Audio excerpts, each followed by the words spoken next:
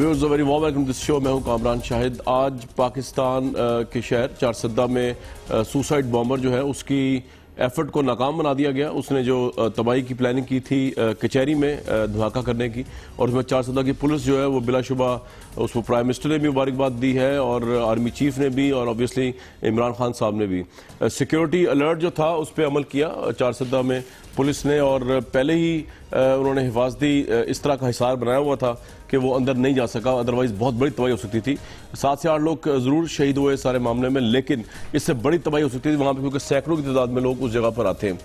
आज एक और बड़ी अहम डेवलपमेंट थी कि आर्मी चीफ जो थे वो LOC पर गए और उन्होंने जाकर बड़े खुलेआम बताया कि बेसिकली पाकिस्तान के अंदर दहशतगर्दी जो है वो उसके अंदर और कोई नहीं, हिंदुस्तान मुलव्विस है। और कुलभूषण जाधव जिसको पाकिस्तान की गवर्नमेंट भी बादी नज़र में भूल चुकी है, वजारत खारजा भी उस पर कोई स्टैंड नहीं ले रही, और वजारत दिफा तो खैर उल्टा ये कर रही है कि बजाय म्यूनिख कॉन्फ्रेंस में टेररिज्म के जो कॉन्फ्रेंस है उसमें जाके कुलभूषण जाधव का नाम ले, हिंदुस्तान को के जो मुलव्विस होने के शवाहिद हमारे पास मौजूद है उनको उजागर करे। वो उल्टा अपने ही पाकिस्तानी सिटीजन जिसको पाकिस्तान के कोर्ट से बेल आउट किया हाफिज सईद, जो हिंदुस्तान का मौकफ है कि ही इज़ अ टेररिस्ट, उस मौकफ की तायद की उन्होंने जाके वजीर दिफा ने, और कहा कि हाफिज सईद जो है वो दहशतगर्दी में उनकी जमात और वो मुलव्विस रहे हैं। जबकि कुलभूषण जाधव जिसके मुतालिक आज फिर आर्मी चीफ ने एक दफ़ा फिर फौज ने इस मसले को उठाया, पाकिस्तान की गवर्नमेंट, पॉलिटिकल गवर्नमेंट, पाकिस्तान के वजीर दिफा उसको उठाने में नाकाम रहे।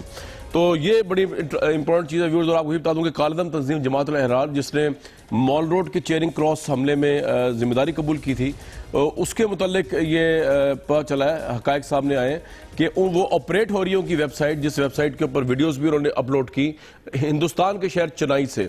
तो पाकिस्तान की गवर्नमेंट जो है वो खामोश है हिंदुस्तान को लेकर, उल्टा हाफिज सईद को दहशतगर्द करार दिया जा रहा है। जबकि आर्मी चीफ जो है उन्होंने आज खुलकर ना सिर्फ मकबूजा कश्मीर की आज़ादी की बात की LOC पे जाके, बल्कि कुलभूषण जाधव के मुतालिक भी कहा कि इनको मंतकी अंजाम तक पहुंचाया जाएगा। मेरे साथ तलाल चौधरी साहब मौजूद हैं, अली मोहम्मद खान साहब मौजूद हैं और जनरल रिटायर MJ शुएब साहब मौजूद हैं। जनरल साहब, ये अगर मैं आपसे स्टार्ट कर लूं, कुलभूषण जाधव के मुतालिक फौज को कहना पड़ रहा है हमारी पॉलिटिकल गवर्नमेंट जो है वो उसके बारे में बात नहीं करी, उल्टा वो बात कर रहे हैं जाके हाफिज सईद के हवाले से जो हिंदुस्तान का मौकफ है कि ही इज टेररिस्ट। ये बड़ी अजीब सी बात नहीं लगती आपको? बिस्मिल्लाहिर्रहमानिर्रहीम। देखिए, ये बात अजीब भी है लेकिन ये हो रही है, और इंतहाई दुख और अफसोस से आदमी इसकी बात करता है कि काश हमारी हुकूमत जो है वो हमारे मुल्क के मुफाद में बात करती, हमारे मुल्क का मौक़िफ़ आगे बयान करती। इन्हीं की कोताही है जिसकी वजह से आज पाकिस्तान को भारत दुनिया भर में दहशतगर्द मुल्क कहलाता है। तलाल चौधरी साथ बैठे, उनसे पूछिए कि PML नून क्या BJP का हिस्सा है जो आप उस तरह बिहेव करते हैं? क्यों नहीं आप खुल के बात करते? इन्होंने कुलभूषण का नाम ही कभी नहीं लिया। और फिर आप देखिए कि भारत के कोई ऐसा, उनके वजीर ले लें, उनके चीफ ऑफ आर्मी स्टाफ ले लें, उनके इतराफी बयानात मौजूद हैं, यानी जो खुद मुंह से कहते हैं कि हमें ये करना चाहिए। उनके नेशनल सिक्योरिटी एडवाइजर का आप किस्सा देख लीजिए, वो क्या कहता है। और हाफिज सईद जो कि दहशतगर्द नहीं है, हम उसको ये जरूर कहते हैं कि भाई आप उन लोगों को, हम नहीं कह रहे, वज़ीर दिफा कह रहे हैं, वज़ीर दिफा पाकिस्तान लेकिन उस आदमी को जी हम नहीं कह रहे। और ये जो कहा जाता है, ये मैं समझता हूं ये ज्यादती है, ये अपने आप को खुद मुजरिम गर्दानने वाली बात है। और इसी वजह से आज आप देख लिए कि आपका मौकफ कमजोर है। हमारे 60-70 हजार लोग मरे, अगर हम दहशतगर्दी करा रहे होते ये भारत में मारे जाते, ये अफगानिस्तान में मारे जाते। यहां लोग मारे गए और इल्जाम भी हम पे, और हमारी तरफ से कोई खुल के जवाब ना दे, इससे बड़ा दुख और क्या हो सकता है। पूरी दुनिया हमें इस नैरेटिव पे, भारत के नैरेटिव पे यकीन करके वो हमें मशवरे देती है कि जी आप दहशतगर्दी बंद कराएं, जबकि यहां दहशतगर्दी जो हो रही है उसका कोई जिक्र नहीं करता। अमेरिका आपको कहता है कि जी यहां हकानी है, उनको अमेरिका को हम में से कोई नहीं पूछता कि भाई वो जो वहां 4000 के साथ लाओ लश्कर के साथ मुल्ला फजलुल्लाह, उमर खालिद खुरासानी और जमातुल अहरार और वो जो ISIS वाले बैठे हैं, उनको क्यों नहीं आप पूछते, वो क्यों बैठे हैं वहां पे? तो मकसद कहने का यह है कि कोई सख्त मौकफ हो तो दूसरे को पता लगता है कि जी आप भी आंखें खोल के बैठे हुए हैं। सबूत की कमी नहीं है, ये आप कहें अगर सबूत की कमी है तो सिर्फ कुलभूषण नहीं है, यहाँ तो इतराफी बयानात की भरमार है हमारे पास। एक बात बताइए, हम पाकिस्तान की जो मौजूदा क़यादत है उससे एतराज तो कर सकते हैं कि वजीर दिफा को बयान नहीं देना चाहिए था या कुलभूषण जाधव पे खुल के बात नहीं करते, लेकिन हम प्राइम मिनिस्टर को या उनकी पार्टी को हम ये तो नहीं कह सकते कि वो हिंदुस्तान के साथ कोई उनके नफेरियस अजाइम में, हम ये तो नहीं कह सकते they are as patriot as us. हो सकता है पॉलिसी का डिफॉल्ट है। नहीं, देखें मेरी बात सुनिए, ये बात नहीं कही जा सकती, बिल्कुल नहीं कही जा सकती। हमारे प्राइम मिनिस्टर ने अपने मुल्क के लिए अपने आइन के मुताबिक ओथ लिया हुआ है जी। उस ओथ को हम सारे सपोर्ट करते हैं, हम समझते हैं कि वो दुरुस्त है। लेकिन अगर अमेरिका की ख्वाहिश हो कि आपने इंडिया का नाम नहीं लेना क्योंकि उससे अमेरिका आप समझता है कि आपके इंडिया के साथ ताल्लुकात बिगड़ जाएंगे, आप इंडिया का नाम ना लें इस वजह से कि अमेरिका ये पसंद नहीं करता कि इंडिया को इस खिते में ख्वार किया जाए या बदनाम किया जाए, तो फिर आप उनकी तो ताबेदारी जरूर करेंगे। ये जो मुसीबत है ये मुश्किल है, क्योंकि आपको पता है कि हमारे लोगों के लीडर्स के अक्सर लोगों के असासे बाहर हैं और ये बाहर के हुक्मरानों को पता है कि ये असासे कैसे बनाए गए हैं। आप बड़े वल्नरेबल पोजीशन में है, वहां पे आपको उनकी बातें माननी पड़ती हैं। फिर आप आते हैं अपने मुल्क में अपने वोटरों की ताकत से, आपके वोटर आपके अवाम आपको लेके आते हैं, लेकिन अंदर दिल में ये प्रॉब्लम होती है, ये शुबा होता है कि हम बाहर अमेरिका को खुश रखें तो शायद हुकूमत कायम रहेगी वरना नहीं रहेगी। ये इस तरह के शुबहात हैं जिनकी वजह से। ठीक है जनरल साहब, ये आपका पॉइंट आ गया, मैं आपको दोबारा भी आऊंगा। बिल्कुल ठीक सर, ये आपका पॉइंट आ गया। गवर्नमेंट को मैं तलाल साहब में जाऊंगा, एंड में आप रिस्पॉन्ड करें इकट्ठे ही। अली मोहम्मद खान साहब को जाऊंगा। अली मोहम्मद खान साहब, ये अजीब सी बात लगती है कि आर्मी चीफ को जाके कुलभूषण यादव का मसला हाईलाइट करना पड़ा, जबकि हमारे वजीर दिफा जो है वो पाकिस्तान के एक शहरी हाफिज सईद को के मुतालिक वही मौकफ रख रहे हैं जो हिंदुस्तान का है, और उससे उस मौकफ की तायद होती है कि खुदा न खास्ता पाकिस्तान ने हाफिज सईद के जरिए बॉम्बे में अटैक कराया, क्योंकि हमारे वजीर दिफा ये कह रहे हैं बबांग दौल म्यूनिख में जाके कि ही इज टेररिस्ट, वो दहशतगर्दी में मुलविस है। ताक में दुश्मन भी था पुश्त पे अहबाब भी, ताक में दुश्मन भी था पुश्त पे अहबाब भी, तीर पहला किसने मारा ये कहानी फिर सही। शायद ये शेर आज हाफिज सईद साहब को बहुत याद आ रहा होगा। अल्लाहुम्मा सल्ली व सल्लिम व बारिक अला सय्यिदिना मुहम्मद रसूलुल्लाह सल्लल्लाहु अलैहि वसल्लम। ये जो बयान ख्वाजा आसिफ साहब ने दिया है, आप अगर उनके नाम पे इस तरह हाथ रख के सिर्फ बयान को पढ़ें तो आपको ऐसे लगेगा कि अजीत डोवाल का या मनोज पारिकर का बयान है या नरेंद्र मोदी साहब का बयान है, जो मुसलमानों का दुश्मन नंबर 1 है। मुझे ये नहीं समझ आती ख्वाजा आसिफ साहब अब अगर अपने हवास में थे, उन्होंने ये बात कर कैसे दी। एक आदमी हुकूमत की प्रोटेक्टिव कस्टडी में है, उसको पाकिस्तान की अदालतों ने क्लियर किया है। हिंदुस्तान 24/7 24 घंटे ये डंडोरा पीटता है कि हाफिज सईद पाकिस्तानी ISI का पाला हुआ छटा हुआ खुदा न खास्ता गुंडा है और ये हिंदुस्तान में दहशतगर्दी करता है, इस तरह की बातें करता है हिंदुस्तानी मीडिया सुबह शाम। अब आप मुझे ये बताएं कि अगर पाकिस्तान का वजीर दिफा पाकिस्तान से बाहर जाके ऐसी बात करता है, ये आपने लेग स्टंप पे फ्री हिट दे दिया है हिंदुस्तान को कि उनका। अब तो देखें वो वहां पे क्या रेटोरिक बेचेंगे, वो वहां पे ये माल बेचेंगे कि देखो अब पाकिस्तान का वजीर दिफा इस बात को मान गया है कि हाफिज सईद साहब जो खुदा न खास्ता दहशतगर्द पाकिस्तान में बैठ के हिंदुस्तान को मार रहा है। अब ये वो बात है जो मुझे नहीं समझ आती कि in right senses how can the defence minister of a country अपनी हुकूमत के खिलाफ 302 का पर्चा कटा के वो आ गया। करना उसको क्या चाहिए था, करना उसको ये चाहिए था कि पाकिस्तान के दिल में मुबीन, मेरे भाई मुबीन साहब शहीद हो गए, DIG जो हमारे हैं, वहां गोंदल साहब की बच्ची जो है 4 साल रोजाना फोन कर दिया पुलिस लाइंस के मेरे पापा कब आएंगे। वो हम सब के एक तरफ आपके 7 शरीफ में पाकिस्तानियों को उन्होंने काट काट के फेंक दिया है, मोहम्मद एजेंसी में क्या हुआ, क्वेटे में क्या हुआ, 4 सदे में अटैक हुआ, पुलिस ने रिस्पांस दिया है, पुलिस ने रिटेलिएट किया है और जानिबशानी की और जवामर्दी के उन्होंने कहानियां वहां पे सब कर दी। बस सवाल ये है कि वहां पे जाके पाकिस्तान के वजीर दिफा को पाकिस्तान का केस लड़ना चाहिए था या हिंदुस्तान का। मैं ये समझता हूं, एक बात मैं क्लियर कर दूं शुरू में ही, कि मैं नवाज शरीफ साहब को और उनकी जमात के लोगों को सबको मुहब्बे वतन पाकिस्तानी समझता हूं, हमारी तरह ही मुहब्बे वतन है। लेकिन मैं समझता हूं कि ख्वाजा आसिफ साहब ने ब्लेंडर किया है, choice of words, strategic blender किया है। वहां पे जाके कुलभूषण की बात करते और वहां पे ये कहते हैं कि हमारे पास सबूत मौजूद हैं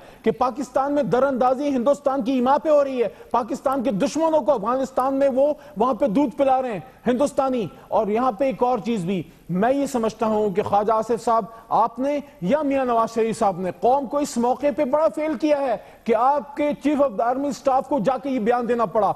chief of the army staff हमेशा ऑपरेशन को लीड करते हैं, पॉलिटिकल फेस बयानात का काम जो होता है वो चौधरी निसार साहब का, इंटीरियर एक्सटीरियर का, फॉरेन मिनिस्टर और PM का होता है। PM साहब बिल्कुल खामोश हैं। वो तुर्की के दौरे पे चले गए चक्कर लगाने, सैर करने।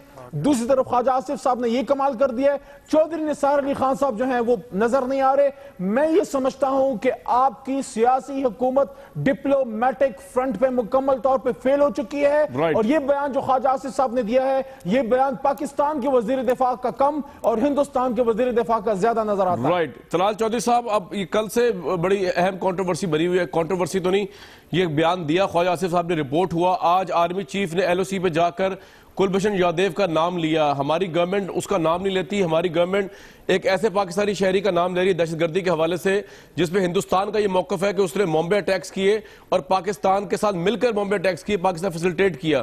तो हमने अपने खिलाफ तो फर्द जुर्म आयद करवा दी, लेकिन जो हिंदुस्तान का मुजरिम पकड़ा हुआ है उसके मुतालिक हम बात ही नहीं करते। बाहर जाके आर्मी चीफ को बात करनी पड़ती है। इसके मुतालिक कुछ पॉलिसी आपकी स्टेटमेंट, ये वजीर दिफा की अपनी स्टेटमेंट है या ये प्राइम मिनिस्टर की यही स्टेटमेंट है, पॉलिसी है? तलाल साहब। कामरान शाहिद साहब, एक तो आपका बड़ा शुक्रिया। आज आपके टॉपिक से लग रहा है कि पनामा की शिकस्त के बाद उन तमाम लोगों की जो वजीर आजम और नून लीग के खिलाफ थे, आज एक नया अब टॉपिक शुरू कर दिया गया। अब अचानक से आपको कुलबदोश याद आ गया। अब आप हाफिज सईद को, अब हमारी वतनी आपने चैलेंज करनी शुरू कर दी है। मेरी कामरान साहब एक मिनट, मैंने 5-7 मिनट, जब कोई मेरी मुहिब्बे वतनी पे सवाल उठाता है, मुझे कोई गाली दे सकता है, लेकिन मैं जनरल साहब से लेकर बाकी तमाम सबसे ज्यादा मुहब्बे वतन हूं और मेरी पूरी पार्टी है। मेरे लीडर के बारे में मेरा ख्याल है इन्होंने ISPR की स्टेटमेंट नहीं पढ़ी हाफिज सईद के बारे में। वो किसके तर्जमान है? मैं नहीं कहूंगा, क्योंकि मेरी फौज है। मैं नहीं कहूंगा कि वो बीजेपी के थे। बीजेपी से हमारी तरजीह देनी। आप कोई होश के नाखुन लें और खुदा के बंदे ISPR की स्टेटमेंट जो है हाफिज सईद के बारे में, वो कौम को सुनाएं पहले, और उसके बाद क्या उस वजीर दिफा ने गलत कहा है। ये आपकी आदत बन गई है। और कामरान साहब, आपकी बुरी आदतों में से एक आदत ये भी है कि आपने हमेशा आर्मी चीफ को ऊपर दिखाना होता है और वजीर आजम का कद घटाना होता है। ये आपका मेरा कभी ऐसा प्रॉब्लम है। नहीं, ऐसा प्रॉब्लम मेरी गुजारिश सुने ना, मैं माजी में जाऊंगा ना, मैं बिल्कुल लगा, मेरी पूरी बात सुने। और मेरी गुजारिश ये है, रहील शरीफ बहुत अच्छा है, जिसको अपॉइंट मियां नवाज शरीफ ने किया। कमर बाजवा बहुत अच्छा है, जिसे अपॉइंटमेंट नवाज शरीफ ने किया, लेकिन नवाज शरीफ अच्छा नहीं है। ये कमाल, मैंने आज तक ये नहीं कहा। वैसे ये आप कह रहे हैं, कमाल मंतक है। ये आप कह रहे हैं, मैं नहीं कह रहा। वजीर आजम पाकिस्तान, जिसके पास मैंडेट भी है, जिसके दस्तखत से वो लगा है, वो उसकी चॉइस को आप तारीफ नहीं करते। आप उठाकर डिवीजन कर रहे हैं। आप इंडिया का एजेंडा को फॉलो कर रहे हैं कि फौज एक साइड पे और हुकूमत दूसरी साइड पे है।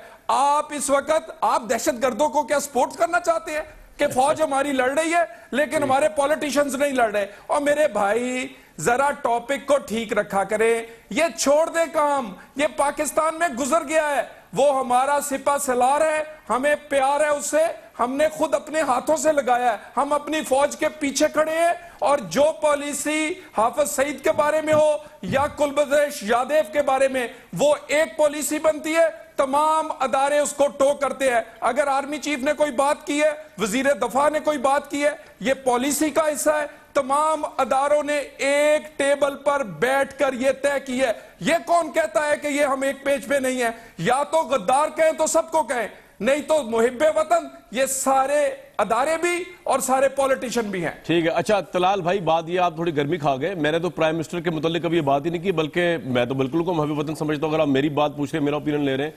2010 में मैं हिंदुस्तान गया और वहां पर मुझे मौका मिला। सर अब मेरी तो बात सुन ले, आपने तो मुझ पे इल्जामात की बौछार कर दी कि मैं प्राइम मिनिस्टर नाम मैंने कभी ये फैसला किया, सोचा है कि जी मैं आर्मी चीफ को ऊपर ले जाऊं। या प्राइम मिनिस्टर से सवाल इसलिए होता है कि आर्मी चीफ से मेरा सवाल नहीं बनता। He is not elected body ना, मैंने उनको वोट भी नहीं दिया। नवाज शरीफ साहब से तो सवाल बनता है क्योंकि वो he is my prime minister और वो मेरे हल्के से खड़े हुए हैं। वो मुझसे वोट मांगते हैं, 5 साल बाद, पिछले कई सालों से मांग रहे हैं। तो मेरा उन पर डबल हक है सवाल पूछने का, तो वो तो हक आप डिनाई नहीं कर सकते, चाहे आप उनके MNA बन जाए या मिनिस्टर बन जाए। तो मेरा राइट है उनसे सवाल पूछना। आर्मी चीफ का आज रेफरेंस इसलिए आया क्योंकि उन्होंने LOC पे जाके कुलभूषण यादव की बात की, हमारे वजीर दिफा ने उसकी बात नहीं की। मैं तो वजीर दिफा की स्टेटमेंट में क्रिटिसाइज कर रहा हूं उनको और मैं करता रहूंगा। और मैंने आपसे एक तलाल भाई एक मिनट बात तो कंप्लीट कर लो। मैंने आपसे पूछा ये कि क्या ये नवाज शरीफ साहब की पॉलिसी है? कामरान मुझे वजीर सर मैं दूंगा मौका, पहले मैं अपनी जो मेरे पे ऑनस्लॉट किया है, अच्छा। उसका जवाब दे दूं, आपके सबके पास आऊंगा बारी बारी। तो तलाल भाई, मैंने आपसे पूछा कि वजीर दिफा की अपने जहन की इख्तरा या पॉलिसी है या प्राइम मिनिस्टर की पॉलिसी है? मैं तो प्राइम मिनिस्टर को महबूब वतन समझता हूं और हर बंदा समझता है इधर, सबने क्लियर किया। आप बिलावल जज्बाती, अब मेरी बात तो सुन लेना। 2010 में मैं हिंदुस्तान गया था, वहां के सबसे बड़े इंस्टीट्यूट में मुझे एड्रेस करने का मौका मिला, वहां के ब्यूरोक्रेसी को, वहां के एक्स जर्नल्स को। वहां पर लोग मुंबई अटैक्स को लेकर हाफिज सईद पे इल्जाम लगा रहे थे। हमने कहा जी हमारे कोर्ट से उनको आजाद किया है। वो कह रहे थे जी पाकिस्तान की गवर्नमेंट, पाकिस्तान की एजेंसियां मिली हुई हैं और ये अटैक कराया। उसको हम डिफेंड कर रहे थे पाकिस्तान को, हमारा जो वफद था और मैं था और दूसरे भी हमारे जर्नलिस्ट साथी थे। आज आपने एकदम ये बात कह के वजीर दिफा साहब ने हम सबका point of view let down कर दिया है, हम सबकी जगहसाई की है। हम सब जो पाकिस्तान का केस लड़ते हैं, हम सबको लेट डाउन करने की कोशिश की है। उस पर हम सवाल कर रहे हैं। आप कह रहे जी नवाज शरीफ, मैं तो नवाज शरीफ साहब पे सवाल नहीं उठा रहा, मैं तो ख्वाजा आसिफ की स्टेटमेंट पे उन पे बात कर रहा हूं कि उन्होंने किस तरह कह दिया हाफिज सईद। और अगर हाफिज सईद टेररिस्ट है, आप कौम को बताएं। सर मेरी बात कर, आप कौम को बताएं, उसको अरेस्ट करें, उनको जेल में डालें। वो बाहर क्यों फिर रहे हैं? वो सिर्फ नजरबंद क्यों है? उनको बंद करें आप। हमारे हाथ तो टेररिस्ट की गुंजाइश कोई नहीं है। ख्वाह वो किसी इंडियन को मारा हो या मुसलमान को मारा हो, पाकिस्तानी को, टेररिस्ट टेररिस्ट। स्ट्रेट पॉलिसी रखे उस पर, हमें भी लेट डाउन ना करें, पाकिस्तान को भी लेट डाउन ना करें। ये पॉइंट है सारा सिर्फ। जी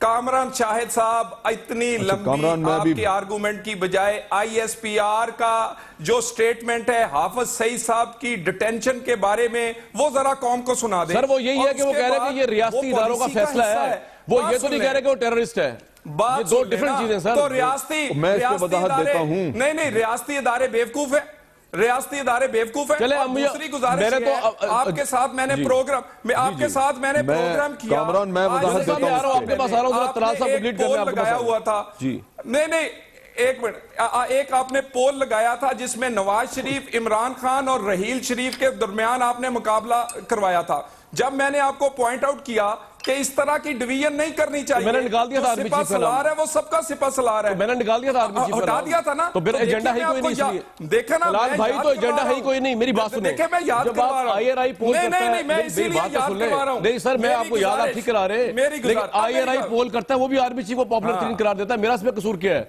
अभी जो लास्ट आईआरआई का पोल है उसमें 60% से ऊपर गुजारिश जी आर्मी चीफ पॉपुलर थे, तो मैं उसमें अब क्या करूं? अपना गुमान हमारे बारे में ठीक कर ले कि वजीर दफा हो, वजीर आजम हो, कोई और हो, सारे मुहिब्बे वतन हैं, वो जो बयान करते हैं। और आप सवाल के जवाब में बदगुमानी का इजहार ना किया करें। मैं आपसे ये रिक्वेस्ट कर रहा हूं तलाल भाई, मुशावरत से करते हैं। सवालात का जवाब देना आपका फर्ज है, उसके जवाब में बदगुमानी का इजहार ना किया करें। बिल्कुल, वो हाजिर है। चले, मैं जनरल साहब के पास जाऊंगा। वो हाजिर, मैंने तो अपना मसला क्लियर करने की कोशिश की है। वो हाजिर है, जितनी दफा मर्जी सवाल करे आप नवाज शरीफ साहब के हवाले। जी जनरल साहब, अब आप जवाब दे दें सारी गुफ्तगू का।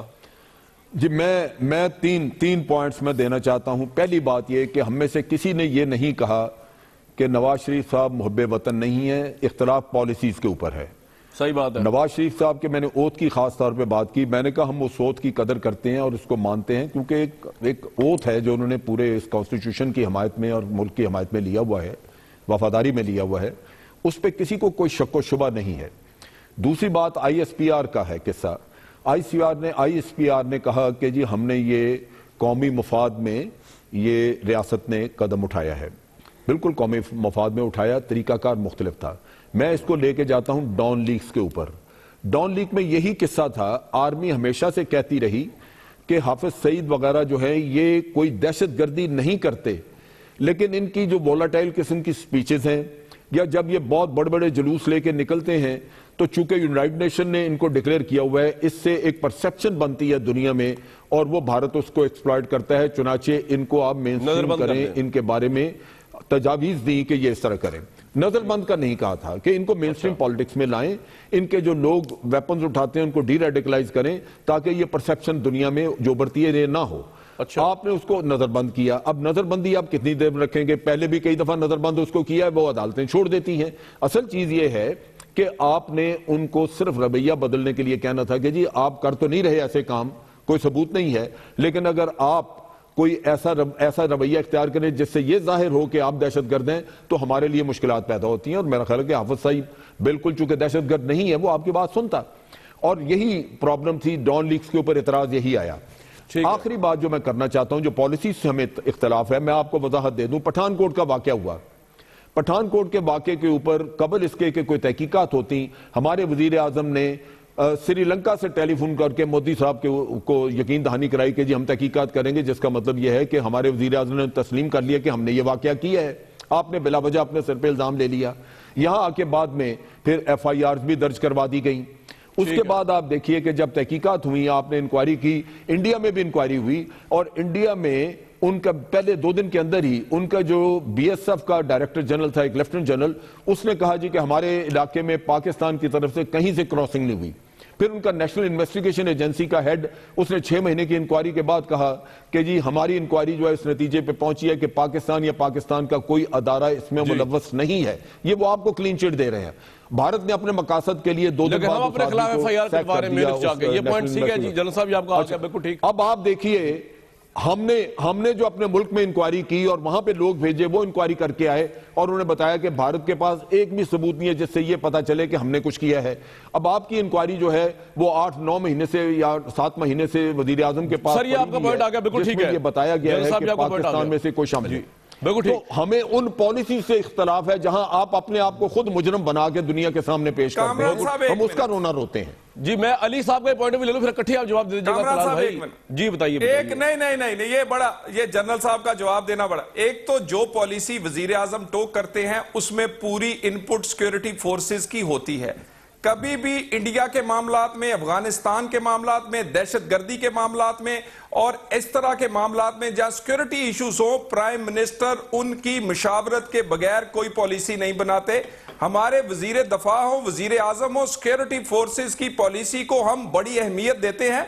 तो यहां बैठकर खुद ज्यादा मुहिब्बे वतन बनना और दूसरों को मुजरम बनाना, अगर ये काम आप शुरू करेंगे तो दहशतगर्दी की जंग में मैं नहीं करूंगा। अच्छा तलाल साहब एक सवाल का जवाब दे दें मुझे। मैं एक सवाल आपको छोड़ जा रहा हूं, फिर जा रहा हूं अली साहब के पास। हम पॉलिसी की बात कर रहे हैं, एक सवाल हुब्बुल वतनी की बात नहीं कर रहे, पॉलिसी की। एक मिनट, और इस पॉलिसी में इख्तलाफ है। सिक्योरिटी फोर्सेस ने कभी ये नहीं कहा। पिछले 3 साल पॉइंट आ गया कि पिछले 30 साल क्या हुआ था। कभी सिक्योरिटी फोर्सेस ने जी कामरान साहब, मैं सवाल छोड़ जा रहा हूं, जाना मैं अली साहब के पास है। मैं बात तलाल भाई सवाल आपके लिए, एक मिनट जनरल साहब, एक सवाल आपके लिए है कि हुब्बुल वतनी की बात नहीं हो रही, हुब्बुल वतनी के खिलाफ जब बातें होती हैं ऑब्वियसली, जिसमें फिर तारिक फातमी साहब का भी नाम आता है, परवेज रशीद साहब को भी फारिग कर दिया था वजारत से, उस बारे में आपने कभी सोचा कि ऐसा क्यों होता है? ऐसी खबरें क्यों बाहर आती हैं जिसमें पाकिस्तान का नेशनल इंटरेस्ट लेट डाउन हो रहा हो? कामरान साहब ये सवाल का जवाब 1 मिनट में दीजिएगा। ठहर साहब मेरी गुजारिश है सर, 1 मिनट सोच लें आप जरा। 1 मिनट में जवाब जी बताएं। सुनाए सवाल नहीं, मैं अली मोहम्मद खान साहब से चाह रहा हूं, मैं जवाब दूं फिर। अच्छा आप जवाब दे दें, इसी का दे दें, फिर मैं जाऊंगा अली साहब। मैं फिर जवाब जी बताएं यही कामरान साहब, जब ये मामला हुआ हमने अपनी सियासत को नहीं देखा, हमने अपनी पार्टी को नहीं देखा। वजीर आजम एक बड़े बने, एक बड़े के तौर पर उन्होंने अदारों की इज्जत को देखा, इसीलिए इंक्वायरी हुई, इसीलिए परवेज रशीद साहब को हटाया गया और इसीलिए क्योंकि हम चाहते हैं कि अदारों की इज्जत में हमारी इज्जत है। हमने अपनी सियासत या पार्टी नहीं देखी। लेकिन यहां बैठकर जब कोई कहे कि मैं बड़ा मुहिब्बे वतन हूं क्योंकि मेरे साथ कोई रिटायर लगा है और ये बड़ा 2 नंबर आदमी है जिसके साथ कोई नून या काफ या मीम या लाम लगा है, ये काबिले बर्दाश्त नहीं है अब मेरा भाई। नहीं तो मैं पिछले 30 साल के वो कारनामे याद करवाऊंगा कि पता चल जाएगा कि गलतियां किसकी हैं और यहां आज हम पहुंचे क्यों हैं। ठीक है जी, ये पॉइंट आ गया आपका। अली मोहम्मद खान साहब, हम मुहब्बे वतनी तो खैर मैं तो भी चैलेंज तलाल आपकी हम सुन लेंगे, लेकिन मैंने वादे कहा कि आप हुब्बुल वतनी का मामला एक्सप्लॉइट न करें। आप गलत कह रहे हैं, किसी ने हुब्बुल वतनी को चैलेंज नहीं किया। ठीक है, हमने आपकी पॉलिसी को चैलेंज किया। अली मोहम्मद खान साहब पहुंचा रही हैं अली भाई, इंडिया के साथ आप हमें जोड़ के जुर्म अपने ऊपर लेके क्या साबित करना चाहते हैं? यही साबित करना चाहते हैं ना कि हम मुहिब्बे वतन नहीं है और आप बहुत मुहिब्बे वतन है। और ये सारा कुछ जो हुआ है और ये क्यों हुआ है, क्यों मैं 30 साल की पिछली स्टोरी सुनाऊं? अपने गंदे घर के कपड़े जो है वो सामने बाजार में भाई वजारत मिल जाएगी, खैर है। पाक फौज हमारे सहारा लेके, आप इसका सहारा लेके अपनी गलत पॉलिसियों पे पर्दा डाल रहे हैं। बिला वजह तनकीद आप पर्दा डाल दें, अपनी गलत पॉलिसी पे पर्दा डाल दें उसका सहारा लेके। उस वजीर आजम पर जो आप बर्दाश्त न करें, आप ऊपर से छलांग लगा दें नीचे, लेकिन आपको किसी ने हुब्बुल वतनी पे कुछ नहीं कहा। और किसी से हमें सर्टिफिकेट लेने की जरूरत नहीं है कि कौन कितना मुहिब्बे वतन है। काइंडली मेरी गुजारिश है कि हमें मुल्क के मुफाद में और वो मुल्क जो दहशतगर्दी से गुजर रहा है इकट्ठे होकर खड़े होना। चलिए इकट्ठे खड़े। अली मोहम्मद खान साहब, आपकी पार्टी भी कंसिस्टेंटली नवाज शरीफ साहब की पार्टी को और उनको जोड़ती रहती है इंडिया के साथ। तो हमें मुहब्बल वतनी तो चैलेंज नहीं करनी चाहिए ना पीएमएलएन की। ख्वा ठीक है, अगर देखें हेड ऑफ द स्टेट्स के आपस जाती ताल्लुकात भी होते हैं। इनकी पॉलिसी पे एतराज कर रहे हैं। अली मोहम्मद पॉलिसी और हुब्बुल वतनी दो मुख्तलिफ चीजें हैं जी। अली हुब्बुल वतन है तो होते रहेंगे, लेकिन पॉलिसी तो ठीक बहुत करें। पर्सनल होके कहती है जी, निजी तकरीबात में भी आते हैं, मिले हुए हैं, तो वो उनसे दिल आजारी होती है सर। ये देखें आप जरा थोड़ा इस चीज को फील करें। अली मोहम्मद खान साहब। कामरान शाहिद साहब देखें, मैं नहीं समझता कि जनरल साहब ने किसी एक भी लम्हे ये कहा कि तलाल साहब या उनकी जमात या उनके जो हम सब के वज़ीर आज़म हैं कि खुदा न खास्ता मुल्क दुश्मन है। मुल्क दुश्मन होते पाकिस्तान की सिक्योरिटी एजेंसीज और फौज में इतनी और हमारे सलामती के इदारों में इतनी सिक्कत है कि किसी कोई मुल्क दुश्मन एक सेकंड के लिए पाकिस्तान की सदर या वज़ीर आज़म की कुर्सी पर बैठ भी नहीं सकता। वो बात ख़त्म है, पॉलिसीज़ पर डिस्कशन है, इसको जज्बाती होकर ना सुने। देखें वो एक शेर है ना कि सहर की खुशियां मनाने वालों सहर के तेवर बता रहे हैं, अभी तो घुटन इतनी बढ़ेगी कि सांस लेना मुहाल होगा। देखें इस वक्त हमें इत्तेफाक की राय की और इत्तेहाद की जरूरत है दहशत गर्दों के खिलाफ। बाकी जो मुल्क के मसले हैं उस पर यह पर्दा डालना कि इत्तेफाक की राय की जरूरत है, अभी ये बात देखें पानामा की बात है वो होगी, करप्शन की बात है वो होगी, वो नहीं छोड़ेंगे।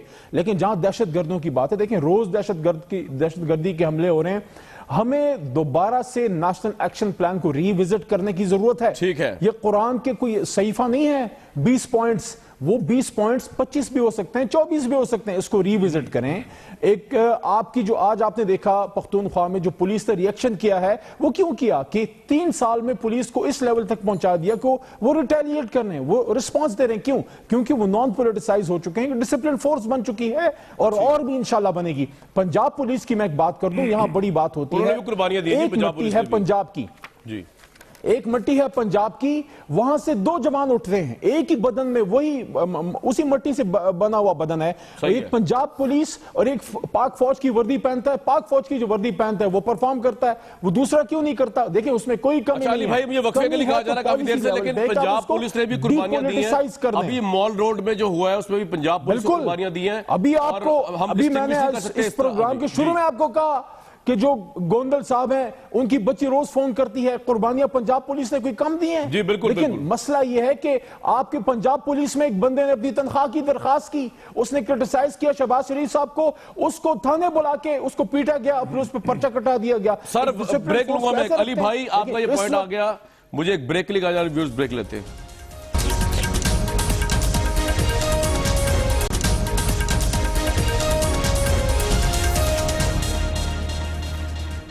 आज सुप्रीम कोर्ट में बड़ा अहम तरीन दिन था। 2 अहम तरीन सरकारी इदारे यानी FBR और नैब के जो चेयरमैन थे, वो उनकी आज जिस तरह अदालत ने सवालात जवाबात किए, कड़ी तनकीद उन पे हुई।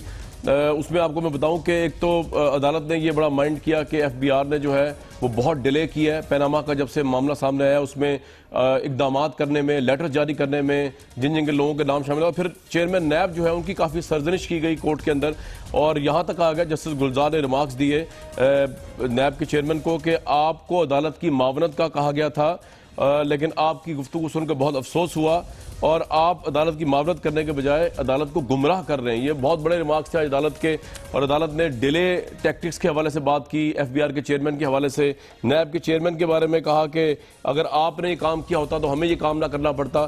तो कोई एक्शन नहीं लिया नैब ने और FBR ने बकौल अदालत के इस तमाम मामले में। इससे लोगों के नज़दीक, नाकदीन के नज़दीक, एनालिस्ट के नज़दीक पाकिस्तान के 2 अहम तरीन सरकारी इदारे बुरी तरह एक्सपोज हुए और बहुत से लोगों के नज़दीक ये इंडिपेंडेंटली काम शायद करते नजर नहीं आ रहे। इमरान खान ने इस पर आज क्या कहा वो जरा सुन लेते हैं।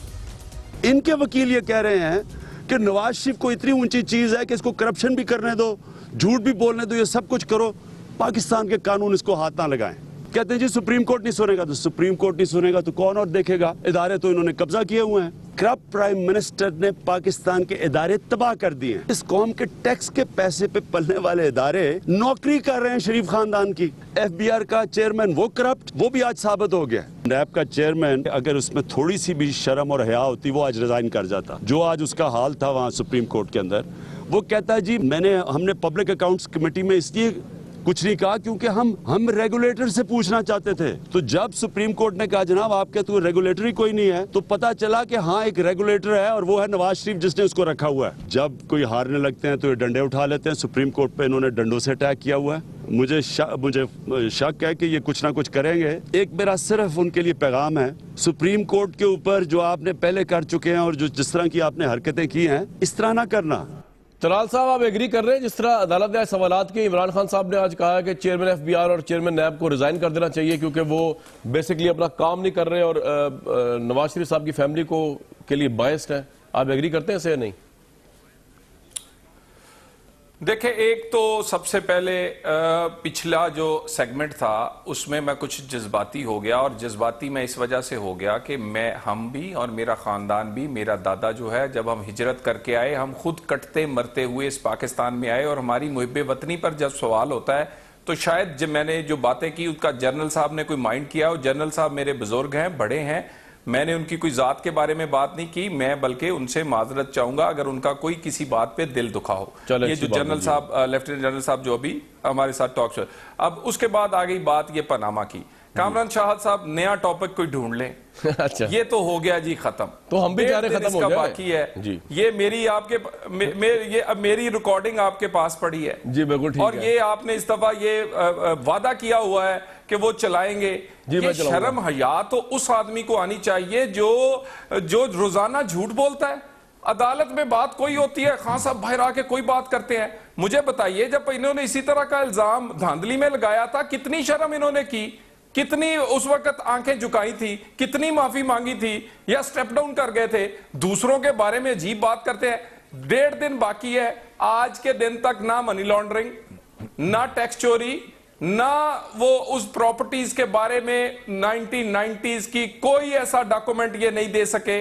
अब ये जानबूझकर अदालत का कंधा इस्तेमाल करके इसको लंबा करना चाहते हैं। कल इन्होंने 800 सफात जमा करवाए सिर्फ इसलिए कि किसी तरह केस और लंबा हो। मैं उसकी एक एग्जांपल दे देता हूं। खान साहब पहले कहते थे मैं लॉकडाउन करूंगा अगर कमीशन ना बना। जब अदालत ने बुलाया, जमाली साहब ने कहा मैं कमीशन बनाने लगा हूं, कहते मैं बाइकआउट करूंगा। अब फिर कहते हैं कमीशन बना दें। चले, अब मैं इसमें जरा रिस्पांस ले लूं मैं दूसरी पार्टी का। तलाल भाई, आपका ये पॉइंट आ गया। मेरी कामरान साहब बात ये है जी जी, कामरान साहब बात इसे कहें कोई और काम ढूंढे। और भाई मेरे हमें बहुत सारे काम, अली भाई कोई और काम ढूंढे, हमने तो 2018 भी जीतना है। ठीक है जी, ये पॉइंट आ गया आपका। जी अली साहब, आप रिस्पॉन्ड कर सकते हैं भाईजान इनके कमेंट्स पे। आज जो तो एक ही काम आता है तलाल चौधरी साहब, मेरे भाई, मुझसे न हो सकेगा मेरे शहर का एहतराम, मेरी ज़बान के लिए ताले खरीद लो।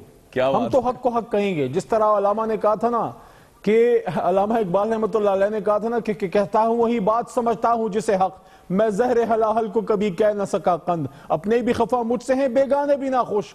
इमरान खान का और तहरीक इंसाफ का गुनाह हम लोगों का यह है कि हम पाकिस्तान में पहली मर्तबा जेन्युइन अपोजिशन कर रहे हैं।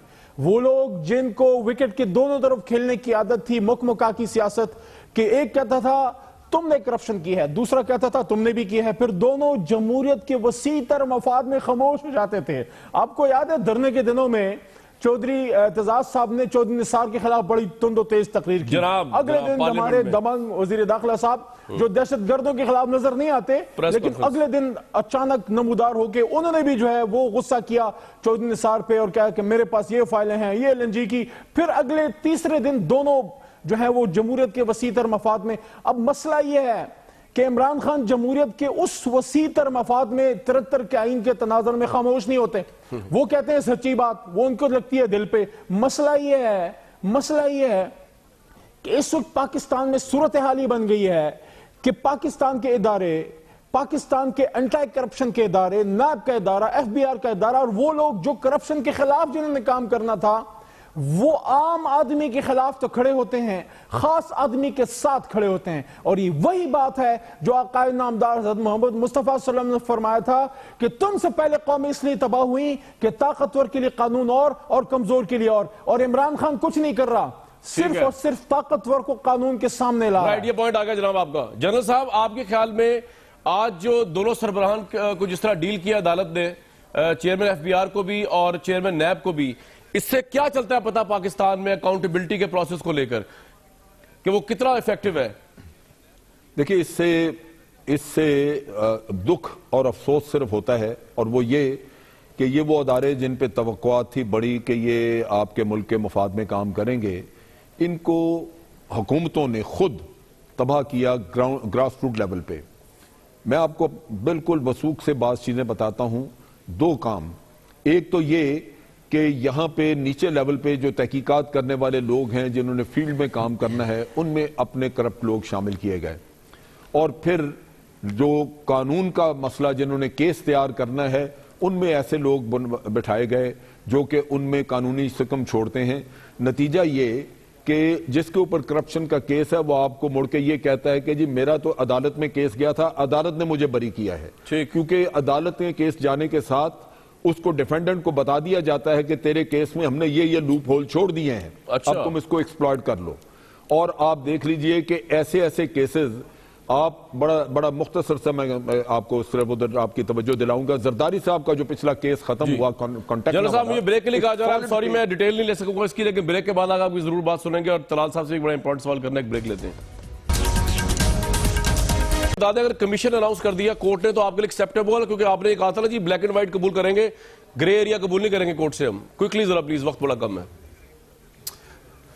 देखिए, गुजारिश ये है, हमने तो कहा था कोर्ट जो फैसला करे हम उसके बिल्कुल हम चाहते हैं कि होना चाहिए, लेकिन अगर कमीशन बनना होता तो ये फिर ये दिसंबर में ही बन जाता, और अगर कोर्ट ने खुद सुना है तो कमीशन के चांस कम है, बिल्कुल रिजल्ट आने वाला है। अब तो रिजल्ट का इंतजार करें। और चलो जी तलाल भाई, हमारी तो उम्मीद है आपको तो यकीन नहीं आएगा, लेकिन मेरी बड़ी ख्वाहिश है कि नवाज शरीफ साहब इसमें जो है बाइज्जत बरी, हमारे प्राइम मिनिस्टर है। करप्शन का मामला बड़ा गंभीर है। व्यूअर्स, हमें दीजिए कल तक इजाजत।